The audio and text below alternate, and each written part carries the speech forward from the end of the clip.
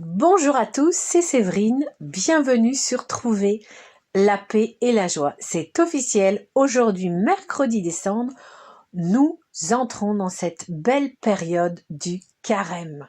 Alors bon carême à tous.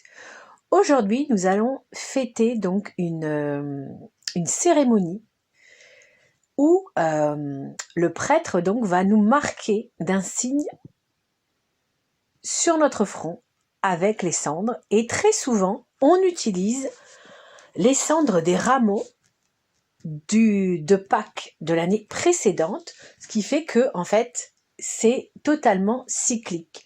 Pâques marquait la résurrection de l'année dernière, et là maintenant on remet tout à plat et on redétruit tout, on passe à la cendre. Alors, quelle est la symbolique de ce mercredi des cendres?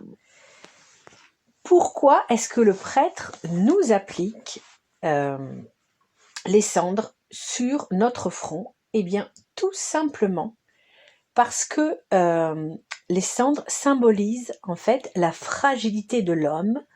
Nous sommes nés de la poussière et nous retournerons à la poussière, nous dit la parole de Dieu.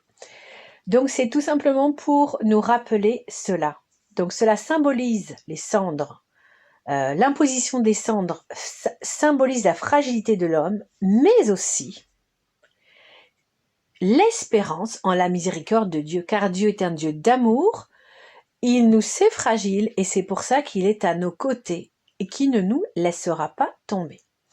On retrouve dans l'Ancien Testament des manifestations où l'homme se recouvrait de cendres, qui était un acte de pénitence, où il reconnaissait ses fautes devant Dieu et il demandait pardon.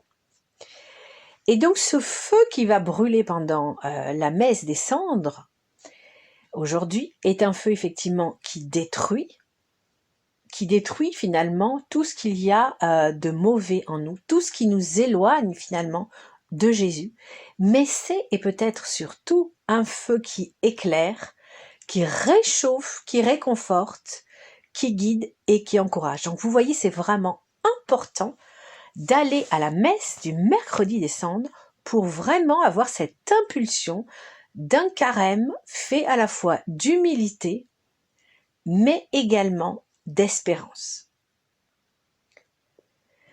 Nous avons donc vu que les cendres, c'était effectivement le signe qu'il y avait une destruction, mais c'est aussi le signe de la fécondité, car on utilise la cendre pour fertiliser la terre.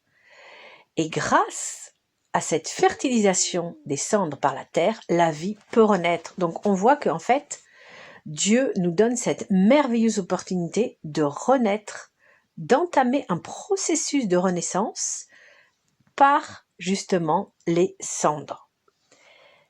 Donc le prêtre va tracer une croix sur notre front et il va dire: convertissez-vous et croyez à la bonne nouvelle.